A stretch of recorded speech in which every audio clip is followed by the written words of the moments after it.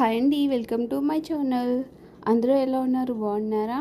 Today వచ్చేసి మా ఇంట్లో గోరుచిక్కుడుకాయ కర్రీ అండి. గోరుచిక్కుడుకాయలు చాలా మంచివండి హెల్త్కి. అందులోనూ పీచు పదార్థాలు ఉంటాయండి. షుగర్ ఉన్న వాళ్ళకైతే షుగర్ లెవెల్స్ తగ్గిపోతాయి మంచిగా. ప్రోటీను, కొవ్వుని కూడా కరిగిస్తుందండి. ఇందులో ఏసీకే విటమిన్స్ కూడా ఉంటాయి. చాలా మంచిదన్నమాట ఒంటికి.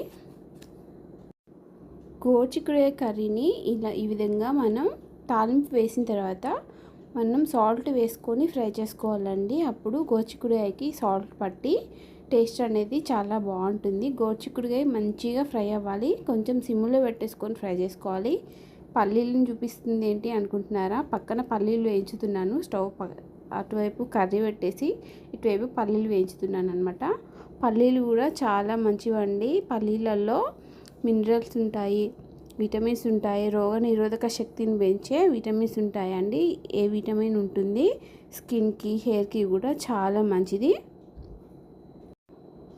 ఇది సమ్మర్ కదా అండి, ఇంకా జ్యూస్ చేశాను. మ్యాంగో జ్యూస్ అంటే రసాలు, మోడి పండ్లు రసాలు ఉంటాయి కదా, రసాలతో తీసిన జ్యూస్ అండి. ప్యూర్ మ్యాంగో జ్యూస్ ఇది.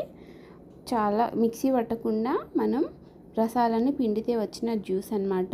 ఇందులో కొంచెం షుగర్ యాడ్ చేసుకొని ఫ్రిడ్జ్లో పెట్టేసుకొని మంచిగా చల్లగా తాగేస్తే సూపర్గా ఉంటుంది. గ్రీన్ టీ ఎలా పెట్టాలో చూసేద్దామండి. గ్రీన్ టీ కోసం మనం 1 కప్పు కానీ 2 కప్పులు కానీ వాటర్ పెట్టుకోవాలి స్టవ్ మీద ఒక గిన్నెలో.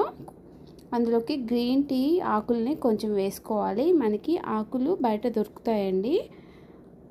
అవి కొన్ని వేసుకున్న తర్వాత ఒక కప్పులోకి మనం తేనె అనేది మనం తీసుకునే కప్పుని బట్టి వేసుకోవాలి. 3-4 స్పూన్ల తేనె వేసుకోవాలండి. ఒక సగం చెక్క వరకు నిమ్మరసాన్ని వేసుకోవాలి. నేను తీసుకున్న కప్పుని బట్టి నేను చెప్తున్నాను.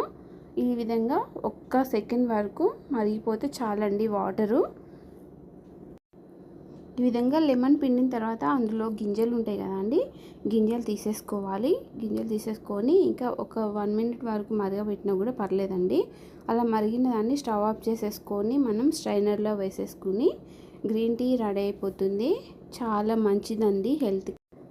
గ్రీన్ టీ వల్ల మనకి ఒంట్లో ఉన్న కొవ్వుని కరిగిస్తుందండి, బరువును తగ్గిస్తుంది, మనసు ప్రశాంతంగా మనకి ఒత్తిడిని తగ్గిస్తుందండి. యాంటీ ఆక్సిడెంట్స్ ఉంటాయి ఎక్కువగా, మన చర్మం మీద ముడతలని కూడా తగ్గిస్తుందండి.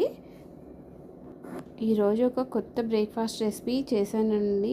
ఏంటంటే పాస్తాతో చేశాను బ్రేక్ఫాస్ట్ అనేది. మనం ఎగ్ వేసేసి పాస్తాని ప్రిపేర్ చేసేసుకొని అది ఆమ్లెట్ లాగా వేసేసుకున్నాను. టేస్ట్ కూడా చాలా బాగుంది.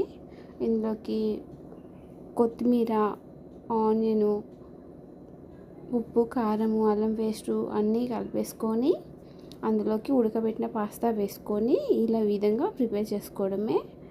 అప్పటికప్పుడు మనం ఎక్కువ టైం లేనప్పుడు ఈ టిఫిన్ని ప్రిపేర్ చేసుకోవచ్చు. పిల్లలు ఏంటండి మరి గొంతు పోయేలాగా మరీ చెప్తున్నాను. సబ్స్క్రైబ్ చేసుకోండి, లైక్ చేయండి, కొంచెం మాకు సపోర్ట్ ఇవ్వండి అని. ఈరోజైనా మా ఛానల్ని సబ్స్క్రైబ్ చేసుకోండి. మా వీడియో మీకు నచ్చితే ఒక లైక్ని ఇవ్వండి. మర్చిపోకుండా మీ ఫ్రెండ్స్కైనా మీ ఫ్యామిలీ మెంబర్స్కైనా మా వీడియోస్ని షేర్ చేయండి. మా ఛానల్ని ఫాలో అవ్వండి కొంచెం. ఓకే అండి, ఫైనల్గా నా బ్రేక్ఫాస్ట్ రెడీ అయిపోయింది. ఇంకేముందండి, తినేసాను. చాలా బాగుంది టేస్ట్ కూడా.